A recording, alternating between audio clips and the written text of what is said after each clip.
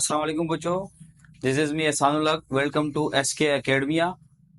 Today our topic is terminal velocity. Fluid dynamics का topic है chapter number 7 आपके book का टर्मिनल वेलोसिटी. टर्मिनल वेलोसिटी सबसे पहले हम इसको डिस्कस करेंगे, इसके डेफिनेशन पढ़ेंगे, उसके बाद हम इसकी डेरिवेशन करेंगे. बहुत सिंपल सी डेरिवेशन है, just focus on the board. यहाँ देख लो टर्मिनल वेलोसिटी की डेफिनेशन क्या है.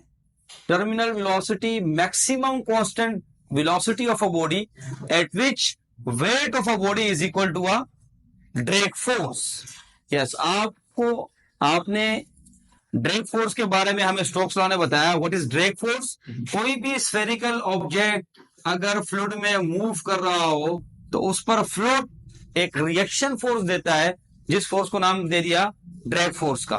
तो ड्रैग फोर्स स्टोक्स लॉ ने हमें बताया था फॉर स्फेरिकल बॉडीज, जिसका फॉर्मूला क्या था 6 पाई ईटा आर वी.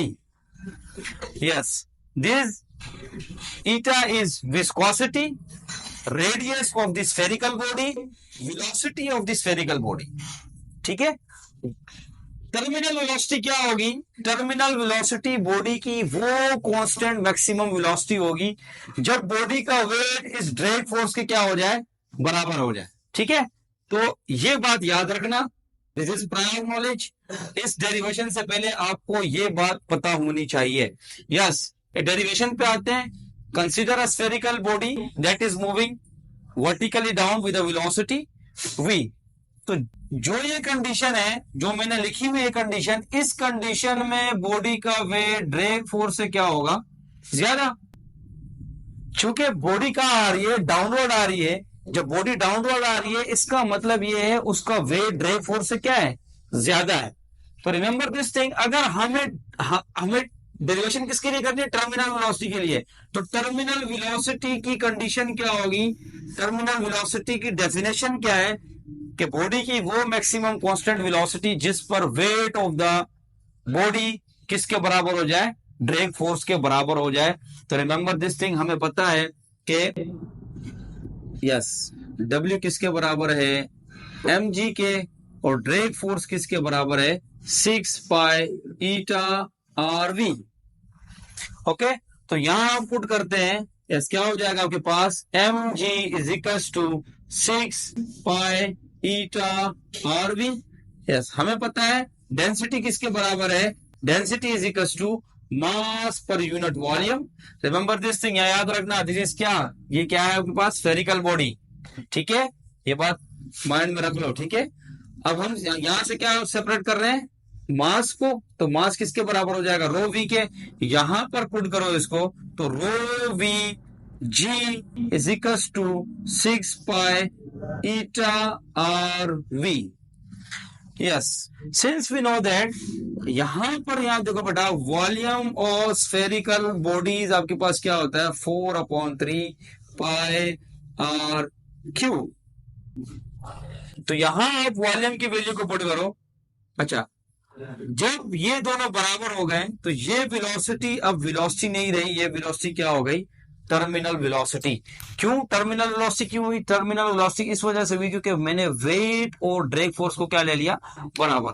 तो after taking weight is equal to drag force, velocity क्या हो जाएगी आपके पास, टर्मिनल वेलोसिटी. और इसी वेलोसिटी को हमने क्या करना है, डिराइव करना है. ठीक है. तो आपके पास ये रो हो जाएगा, वॉल्यूम की जगह क्या आ जाएगा, 4/3 pi R cube into G is equals to 6 pi eta are we. Yes, एक आर से एक आर कैंसिल आउट. ओके. और यहां से भी आप कैंसिल आउट कर सकते हो, 2 2s are 4 और 2 3s are 6. So the remaining values is, remaining value मैं लिख रहा हूं, क्या हो जाएगी, 2/3.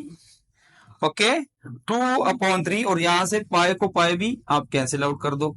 तो रिमेनिंग वैल्यूज आपके पास क्या रह गई, 2/3 rho R square rho into G. ठीक है. तो मैं लिखता हूं 2/3 rho R square G is equals to, यहां क्या बचा हमारे पास, 3, और क्या बचा ईटा, और ये क्या बचा टर्मिनल वेलोसिटी। क्या बच गया हमारे पास? Terminal velocity. तो रिमेंबर दिस थिंग, ये हमें क्या निकालना है? Terminal velocity. ये क्या हो रहा है? मल्टीप्लाई, यहां की क्या हो जाएगा? डिवाइड। तो टर्मिनल वेलोसिटी ये क्या हो जाएगा? 2 rho R square G upon eta is equals to क्या हो जाएगा आपके पास? Terminal velocity. ठीक है, तो टर्मिनल वेलोसिटी हमारे पास किसके बराबर आ गई? 3 3 9, तो 2/9 rho R square G upon eta.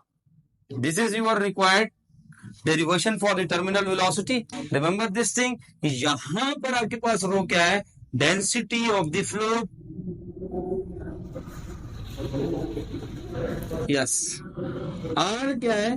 Radius of spherical, radius of spherical body. Yes, G आपको पता है gravity, acceleration due to gravity,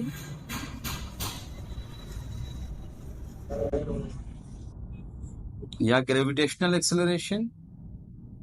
और आपके पास ईटा क्या है? Eta is viscosity. Eta is what?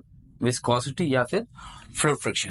Remember this thing बेटा, आपके पास टर्मिनल वेलोसिटी की बहुत ही सिंपल डेरिवेशन है। और याद रखना ये जो पॉइंट है कि टर्मिनल वेलोसिटी कौन सी वेलोसिटी होती है? जब आपके पास ड्रैग फोर्स और वेट क्या हो जाए? आपस में बराबर हो जाए। आपकी बुक का एमसीक्यू नंबर 6 है फ्लूइड डायनेमिक्स का। तो ये एमसीक्यू में भी डिस्कस किया गया है आपसे कि टर्मिनल वेलोसिटी कब होगी? टर्मिनल वेलोसिटी कौन सी वेलोसिटी होगी? जब आपके पास ड्रैग फोर्स किसके बराबर आ जाए? वेट ऑफ द ऑब्जेक्ट के बराबर आ जाए। ठीक है, तो ये हमारी थी टर्मिनल वेलोसिटी की डेरिवेशन। इंशाल्लाह नेक्स्ट लेक्चर में हम अपेयर होंगे और हम डिस्कस करेंगे कंटिन्यूटी इक्वेशन को। तब तक के लिए इजाजत दीजिए। अल्लाह हाफिज।